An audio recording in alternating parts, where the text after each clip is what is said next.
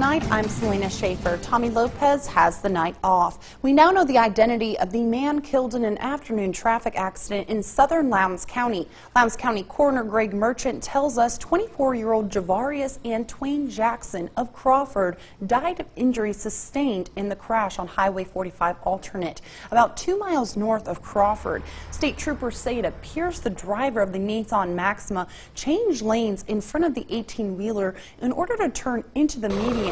The big rig hit the driver's side of the vehicle. The female driver was airlifted to Tupelo with critical injuries. An infant was taken to Baptist Hospital in Columbus with minor injuries. The driver of the log truck did not appear to be hurt. Both lanes of Highway 45 alternate were closed for a time as emergency crews worked the scene. The highway is now open. Well, the Mississippi Supreme Court says the Lee County Democrat Committee was correct when it removed former Justice Court Judge Ricky Thompson from the ballot back in September 2015. The Executive Committee took that stance because the Supreme Court ordered Thompson to be removed from office for failing to maintain judicial standards. Thompson argued his removal from office was not a lifetime ban, but applied just to the current term, and that the Lee County Democrats were wrong in putting another candidate in the 2015 general election. Today, the High Court rejected Thompson's appeal of the decision to ban him from office for life. Lee County Coroner Carolyn Green is switching political parties. She will officially announce the move to the Republican Party on Monday. Green has served as coroner for 13 years. She will be joined by Representative Trent Kelly and other Republican office holders. Well, Governor Phil Bryant is requesting a federal disaster declaration for 9 counties after severe weather. Tornadoes and flooding hit Mississippi on April 30th, 2017. Damage assessments confirmed 112 homes in both Holmes and Montgomery counties were either destroyed or sustained major damage and had no insurance. If the president grants the request, additional counties may be added to the declaration pending further damage assessments. A Winston County woman will be sentenced in October after pleading guilty to FEMA fraud. Emily Curry of Louisville admitted in federal court Thursday that she lied about her home being destroyed in the April 2014 tornado. Curry claimed that she lived in a Beale Avenue apartment when her primary home was actually somewhere else. She could be ordered to repay the money she received, spend 10 years in prison, and pay $250,000 in fines. Time now to turn it over to weather for our first look with Chief Meteorologist Keith Gibson. Keith. Hey, Selena, how you doing tonight? Let me come on over to the show here and see what's happening weather-wise. We got some 70s and 60s, and you can see we do have some showers and thunderstorms back to the northwest. Fairly quiet right now. This is still rather strong, some embedded severe storms out there, but all of this will continue the weekend as it moves our way later tonight. So that's what we're watching. There could be a few additional stronger storms in the region tomorrow. Hail, wind, the main threats if we do happen to see that. The overall severe weather threat tomorrow on Friday, Selena. On the low end of the spectrum, that's certainly good news. We should be a little bit cooler as well in the 70s. Your full forecast in just a few minutes. All right, well, parents and their children gathered this evening to raise money and awareness. Bullying was the topic of discussion at Skate Odyssey in Starkville this evening. The community came together following the recent death of Mariah Isaacs. In honor of Isaacs, Skate Odyssey hosted a family fun event with all the proceeds going to Mariah's family. Representatives from Community Counseling, Families First, and Sally Kate Winters Family Services had tables with information on the resources that they provide. Children signed banners promising to be kind and to speak up when they see bullying taking place. Isaac's family was extremely touched by the community's generosity. Oh my God, this is so amazing. It's over 200-300 people here to support Mariah, and her voice is being heard. Also a silent auction at the event where all proceeds also went to the Isaacs. One local elementary is turning into a jungle. Nearly 100 students at Saltillo Elementary School are presenting a play based on a popular animated film. Allie Martin has the highlights from the big show. Since January, members of Saltillo Elementary's Tiger Troop Drama Club have met once a week for practice. I'm warning you. You asked for it. Going over their lines and song and dance numbers. Finally, it's time for the first performance of The Jungle Book.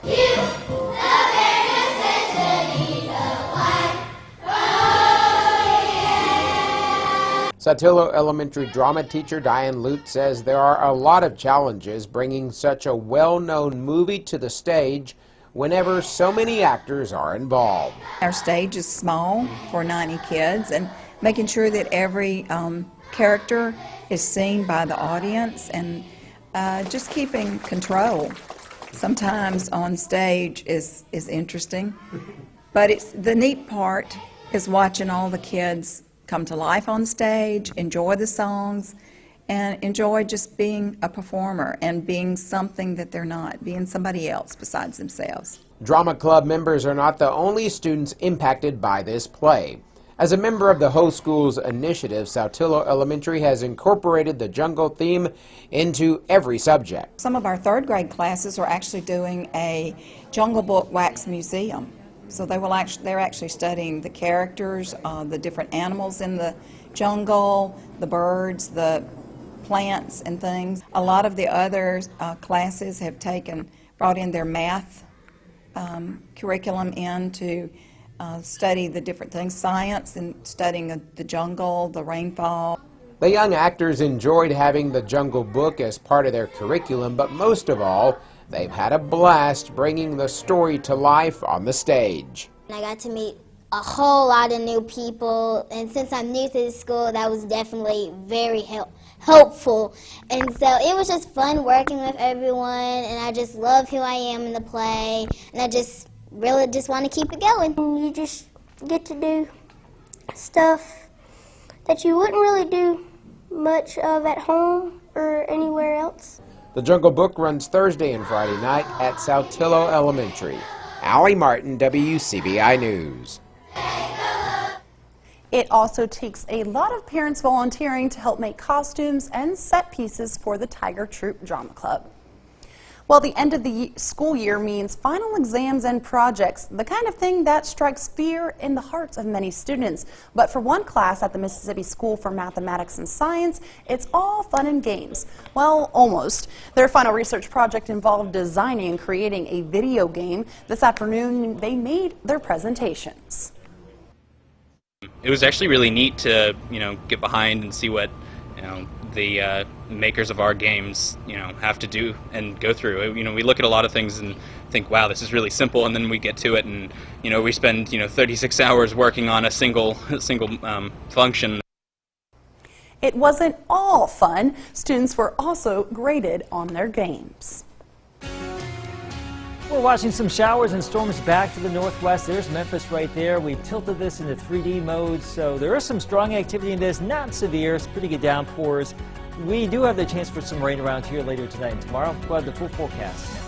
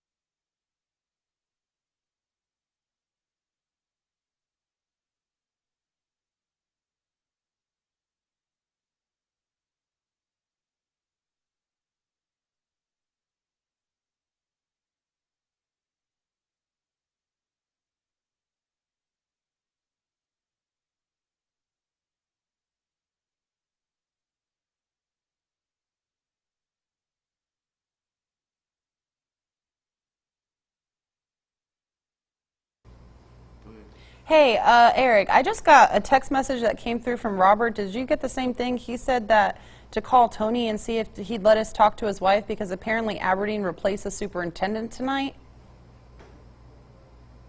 He did not get that. Well, he sent it at like 7:48, and it just came through.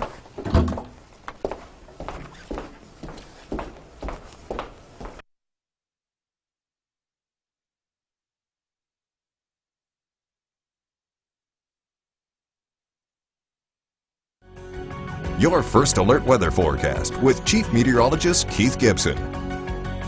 We've been doing okay in our viewing area today. We topped out in the low 80s, and right now we have basically quiet conditions in our immediate region, just off to our northwest. A little bit of rain, the heaviest rain here in northwest Tennessee and parts of eastern Arkansas. No severe weather in this. There has been some very heavy rainfall earlier today in some spots up here in Arkansas and West Tennessee.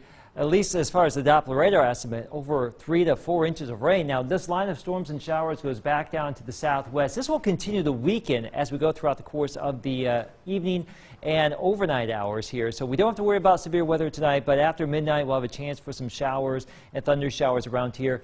The overall severe weather threat tomorrow still low. All categories here, high wind, the large hail threat. The biggest factors, if we do see a few stronger storms tomorrow afternoon during the daytime heating, but the overall threat for tornadoes, flooding, that kind of stuff is on the low end of the spectrum. So here's Futurecast picking up on where the rain is right now, doing a pretty good job. As we put this into motion, you can see as we go throughout the evening and overnight hours, that big mass of rain will tend to fall apart as it progresses farther east. And we may wake up to very little activity tomorrow, as a matter of fact.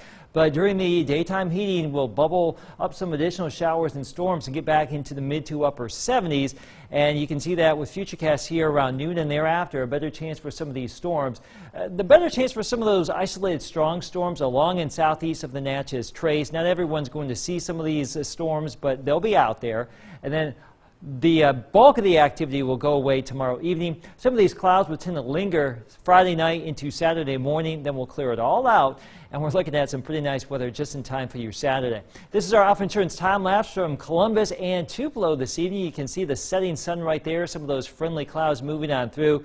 It's been a pretty nice evening. We've had several nice evenings this week, and it looks like once we get past tomorrow, things will be on the up and up weather-wise as well. 65 degrees rather for tonight. Those showers and storms coming on in from the west. We're looking at mid-70s in most spots tomorrow here in northeast Mississippi. A shot at some upper 70s around the Golden Triangle area and into west Alabama with those showers and storms in the forecast. High pressure comes on in for the weekend. Upper 70s, mostly sunny by the Saturday afternoon. On Saturday, Sunday, sunny and 84, pushing 90 next week. So if you don't get the rain tomorrow, it's going to be a while, Selena, before we get that rain in your area. Alrighty, it's a fast pitch frenzy in Ridgeland. Robbie has scores and highlights a little later in sports. Welcome back. If you're having trouble sleeping, you can get help. We discuss evaluation and referral options for treatment of sleep apnea in tonight's Health Talk with Baptist. Hello, I'm Leslie Albright, part of the respiratory therapy team at Baptist Memorial Hospital Golden Triangle. If you are experiencing the symptoms of sleep apnea, you might be a candidate for a sleep study for a conclusive diagnosis. This test uses electrodes to record certain body functions as you sleep, such as how long it takes you to fall asleep, rapid eye movement, airflow in and out of your lungs as you breathe, your heart rate, and the level of oxygen in your blood. Full sleep studies are usually done at a special sleep center, such as the one at Baptist Hospital Golden Triangle. You will sleep in a bed at the center. Our bedrooms look much like one at a hotel. The sleep physician then makes recommendations based on your diagnosis. A full report is sent to your personal physician. The center makes every effort to assist your personal physician in carrying out the prescribed treatment for you. Dr. Lance Bush, a board-certified sleep specialist at Baptist Golden Triangle, is the medical director of our Sleep Disorder Center. Our center is accredited by the American Academy of Sleep Medicine. Sleep disorder evaluation appointments are made through a referral by your personal physician. If you do not have a primary physician and you are tired of losing sleep, contact Dr. Lance Bush for a sleep disorder evaluation. His office number is 662-327-3195. Join us next time for Health Talk with Baptist. Mail your topic suggestions to healthtalk@wcbi.com. Health Talk has been brought to you by Baptist Memorial Hospital Golden Triangle.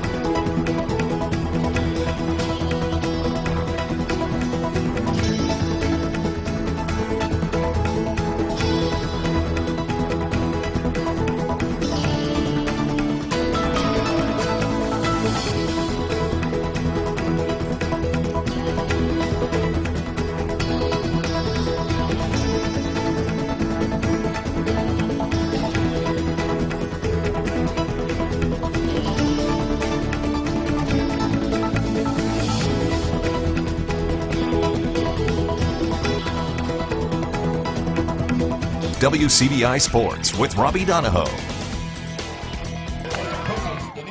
Right into the highlights we go. 1A Fast Pitch State Championship. We start with Hamilton in Game 2, trying to force a Game 3 against Boca Chica. Bottom 1 for Hamilton, 1 runner on. Carly Reeves a shot to right. Tori Harrison's going to score. The Lady Lions strike first, but they 1-0 lead. Bottom 4 now, Hamilton trailing Icy Cockerham. Going to rip a liner to short. Reeves is out at second, but Hannah Rooks would score from third, and the fielder's choice would cut the lead to 1. Now bottom 7, Hamilton trying to get back in this one. Lacey Holly a rip towards short, but would turn into a double play as Boca Chica wins a state championship. 6-2 the final over Hamilton. A great season for the Lady Lions. Here's head coach Brian Lowe after the game. Never easy to get here. Okay, sure not easy to win it. It's never easy to get here. They've worked hard. You know, started right after about this time last year. You know, we worked hard in the weight room all summer, all fall, all winter to get to this point, and you had a shot. You know, that's all you can ask for. How about Mantachie facing Taylorsville in Game 2? Top 4 for the Tatch, down 4-0. McKinley Montgomery, another clutch hit. This one going into right all the way to the fence. That would be a stand-up double for McKinley. Now, a couple really tough calls went against Mantachie this evening. Really just had a tough time getting on the board, but they would here. Emily Klaus ripping a shot to short. First baseman can't make the play, so Montgomery will score. It's now a 4-1 game. Bottom 4, 2 runners on here. Taylorsville would add to their lead. Emma Rankin with a rip to left. Taylorsville would go on to get the win 8-2 as the Lady Tartars repeat as your state champions. A great season from the Ramblin' Wreck of Tachi Tech. Here's head coach Christy Montgomery after the game. I'm super proud of them. They've worked hard all year long. We're glad to be here. Would love to have won it. We're awful young. I look for this group to have some good things happen. Look for this group to be back down here in the next few years. I can't say enough about the kids and how hard they've worked. Like I said, we have had a great experience here. It's good for them, and I'm hoping it's something that will build a program back at our school and at Mantachie. Congratulations to Mantachie and Hamilton on great seasons. Tupelo is 1 win away from a state championship, y'all. And Ivy Watts got it started with this deep shot to left, a 2-run bomb over the fence. Left fielder couldn't get to it. No, you can't run through the fence and catch the ball. Tupelo has the lead, and then Lauren Knight would have a home run right after her in the 3rd inning. Tupelo takes game 1 10-6. They will go for the state championship coming up tomorrow night. To baseball we go. Tupelo looking to defend its home diamond in Game 1 of the 6A North Half Final against Hernando and Jackson Bridges. Man, kid was working. How about this play from South Sanders? Unassisted double play right there. Well, technically you've got to throw it over to first to make it unassisted. But either way, Tupelo has a 4-0 lead after that great play at the hot corner. And then Tanner Jagger starting one off and getting going down the left field line. Gatlin Fair is going to turn the corner now. He almost blows out a tire. Whoop! He's going to stop at third. Golden Wave would have to leave 2 on the bags, but even when Hernando started to threaten, Tupelo had the answer, and sure enough, it was the defense, as it would turn into a double play right here, actually doubling off the runner here, right there. Very nice. Tupelo wins 7-0 as they take the victory in Game 1 over Hernando.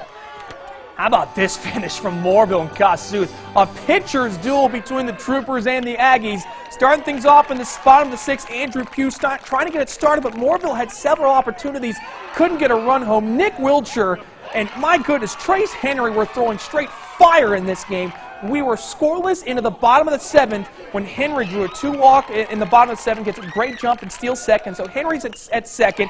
Hammer and Andy Franks pushes one pass short. And Trace Henry comes home to be your game winner. A walk-off winner for the Troopers. 1-0 your final. Moorville will go for the series win coming up tomorrow night. And the Union County battle in 2A North half. Urchins, Falcons. We had another pitcher's duel early on in this one. Joe Wilkinson swinging strikeout there to end the threat from Ingomar. So East Union looking good, but Easton Williams says anything you can do, I can do better. Gets the whiff with the strikeout there. We had a pitcher's duel through 1. The Falcons would get on the board first and not look back. Elijah Williams nearly took this one out of the park in Blue Springs, but it's caught in deep center. Tagging up is Zach Kuhn. Falcons had a 5-run fifth, all runs coming on 2 outs as Ingomar takes game 1 of the series on the road, 10-3. Game 2 coming up tomorrow night at Ingomar.